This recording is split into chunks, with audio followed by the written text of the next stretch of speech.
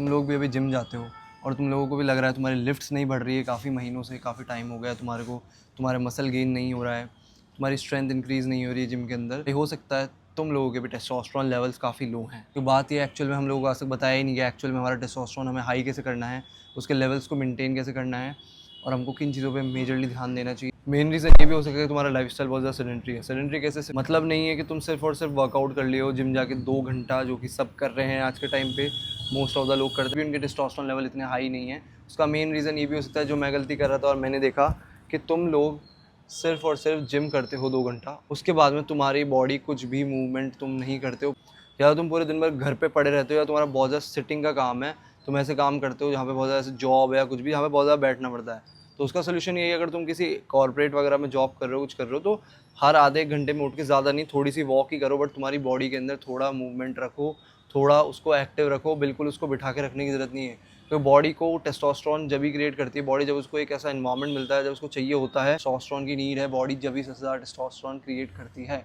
If अगर तुम सिर्फ 2 घंटा जिम भी कर रहे हो और फिर भी तुम्हारे टेस्टोस्टेरोन लेवल नहीं बढ़ रहे हैं, तो चांसेस आर हाई कि तुम लोग सेडेंट्री लाइफस्टाइल ही जी रहे हो अभी भी। तो दूसरा पॉइंट मेरा आता है, जो कि काफ़ी ज़रूरी है, जिसके ऊपर मैं भी काफ़ी टाइम से ध्यान नहीं दे रहा था, जिसको मैंने ध्यान देना चालू करा है, और जो भी रिजल्ट्स होंगे तुम लोगों के साथ में शेयर करूँगा आगे आने वाली वीडियोज़ में भी। मैं 4 साल से ढंग से स्लीप नहीं ले रहा था, पर जब भी मैंने बीच बीच में ढंग की स्लीप ली है, लाइक मैं 6 to 7 आवर्स भी सोया हूँ ढंग से, मेरी लिफ्ट्स ऊपर गई है, मेरा टेस्टोस्टेरोन भी बढ़ा है, मैं काफ़ी ज़्यादा हॉर्नी फील कर रहा होता था उस दिन, और काफ़ी ज़्यादा मेरे को स्ट्रेंथ फील हो रही होती थी, और मेरा फ़ैट लॉस भी उसी टाइम पे सबसे ज़्यादा हो रहा होता था। मेरा गट भी अच्छा रिस्पॉन्ड कर रहा होता था, मेरी बॉडी भी काफ़ी अच्छा फील कर रही होती थी, काफ़ी ज़्यादा बढ़िया फील करता था मैं, काफ़ी बेटर मेरा मूड रहता था। ये जब तक तुम अपनी स्लीप को नहीं सुधारोगे, तुम्हारी लिफ्ट्स नहीं बढ़ेगी, तुम्हारे जिम में भी प्रोग्रेस नहीं होगी, तुम्हारा टेस्टोस्टेरोन भी नहीं बढ़ेगा। तुम्हारी जो नींद है, जो तुम्हारा डीप स्लीप वाला फेज़ रहता है ना, फेज़ 1, उसी के अंदर तुम्हारी बॉडी सबसे ज़्यादा टेस्टोस्टेरोन बनाती है, सबसे ज़्यादा टेस्टोस्टेरोन रिलीज़ करती है। जब तक तुम स्लीप पे ध्यान नहीं दोगे, एक अच्छी क्वालिटी की स्लीप नहीं लोगे, बेटर स्लीप नहीं लोगे, तुम्हारे टेस्टोस्टेरोन लेवल नहीं बढ़ने वाले हैं, क्योंकि तुम्हारा कॉर्टिसोल हमेशा स्पाइक हुआ रहेगा, और वो कॉर्टिसोल हमेशा स्पाइक रहने की वजह से तुम्हारी बॉडी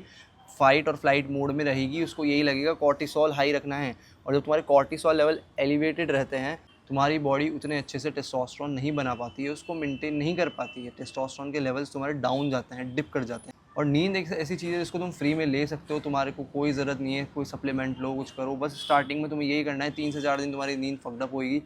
जो मैंने हमेशा करा है और मेरे पे काम करा है। तुम्हारे को सोने से 1 घंटे पहले प्लीज़ फ़ोन रखना ही पड़ेगा, कुछ भी इसके अंदर नेगोशिएबल वाली चीज़ नहीं है कि तुम नेगोशिएट कर सकते हो।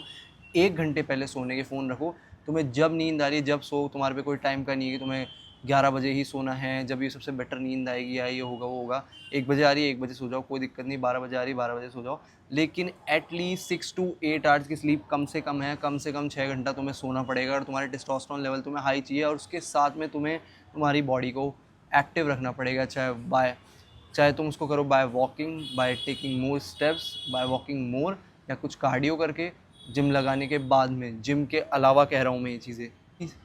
पॉइंट नंबर 3 आता है सनलाइट। सनलाइट का कुछ नहीं है, जब तुम सुबह उठते हो, पहला स्टेप यही याद रखो, तुम्हें उठते ही सुबह सनलाइट लेनी है। जब तुम उठते ही सुबह सनलाइट लेते हो, तुम्हारी बॉडी कॉर्टिसोल रिलीज़ करना स्टार्ट कर देती है नेचुरली, विदाउट एनी कॉफ़ी और विदाउट एनी स्टव, जिसको तुम लेते हो तुम्हारी बॉडी को बार बार जगाए रखने के लिए, किसी और चीज़ के लिए,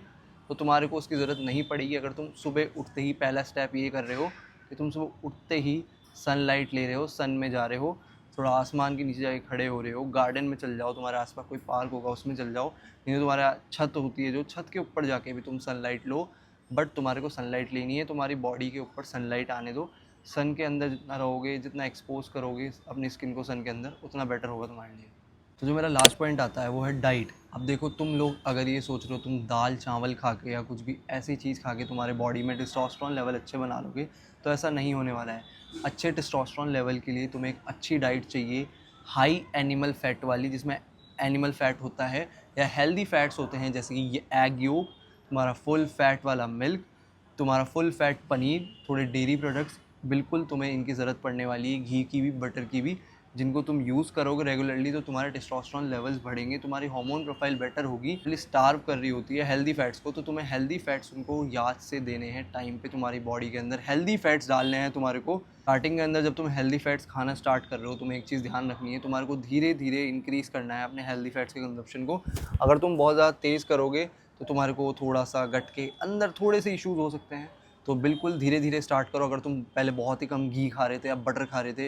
या फिर तुम मटन खा रहे थे, या बहुत कम फ़ैट वाली चीज़ें खा रहे थे जो एनिमल फ़ैट होता है, या डेयरी प्रोडक्ट्स कम खा रहे थे, उसको धीरे धीरे बढ़ाना स्टार्ट करना है, एकदम से नहीं करना है। तो उसको अपनी डाइट के अंदर जितना ज़्यादा हो सकता है डालना स्टार्ट करो। तुम दाल चावल खा के, दूसरी चीज़ें खा के नहीं एक्सपेक्ट कर सकते हो कि तुम्हारी बॉडी एक अच्छा इन्वायरमेंट क्रिएट कर लेगी टेस्टोस्टेरोन बिल्ड करने के लिए। मैं ये बिल्कुल भी नहीं कह रहा हूँ कि वेजिटेरियन डाइट ख़राब है, ऐसा कुछ भी, बट तुम्हारी बॉडी को एनिमल फैट्स चाहिए होते हैं अच्छे टेस्टोस्टेरोन लेवल्स बनाने के लिए। चाहे वो तुम पनीर खा के करो, चाहे तुम मिल्क पी के करो, चाहे तुम नॉन वेजिटेरियन होके फ़िश खा के, चिकन खा के, इन चीज़ों को करो। और तुम्हारी बॉडी को साथ में ही सनलाइट भी चाहिए और एक बेटर स्लीप भी चाहिए। जब तुम सारी चीज़ें कंबाइन करोगे, एक अच्छी स्लीप लोगे, डीप स्लीप जो होती है, अच्छी क्वालिटी की स्लीप लोगे 6 to 8 आवर्स की, उसके बाद में तुम सनलाइट लोगे सुबह उठ के भी, और बाद में भी तुम्हारे को सनलाइट लेनी है जो जिसमें यूवी इंडेक्स होता है अराउंड 3 से ऊपर, और वो सनलाइट तुम्हारे को मिल जाएगी सुबह 11 AM to 2 PM। उसके अंदर तुम्हें तुम्हारी स्किन को एक्सपोज करना है एटलीस्ट 30 मिनट्स,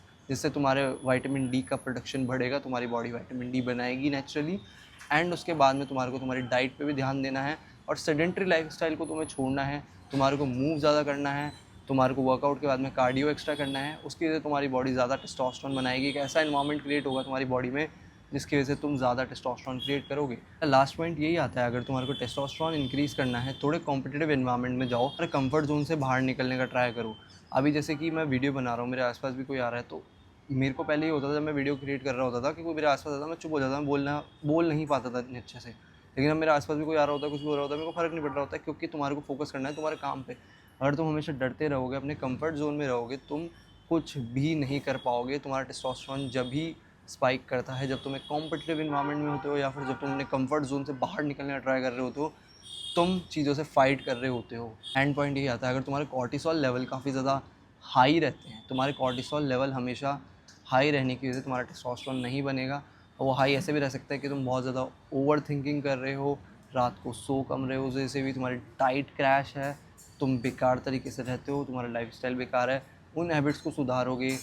तो तुम टेस्टोस्टेरोन को बहुत जल्दी बना लोगे, और लिटरली तुम्हारे टेस्टोस्टेरोन कम होने की वजह से तुम गंजे भी हो सकते हो, तुम्हारी बॉडी एक डिटॉल जैसी शेप भी ले सकती है। फ़र्क नहीं पड़ना चाहिए, तुम्हें अपना कंफर्ट जोन एक बार को छोड़ना सीखना होगा। जब भी तुम्हारे कॉन्फिडेंस बिल्ड होगा, तुम्हारा टेस्टोस्टेरोन लेवल बढ़ेंगे। छोटे छोटे स्टेप्स से ही तुम्हारे टेस्टोस्टेरोन लेवल्स बढ़ते हैं।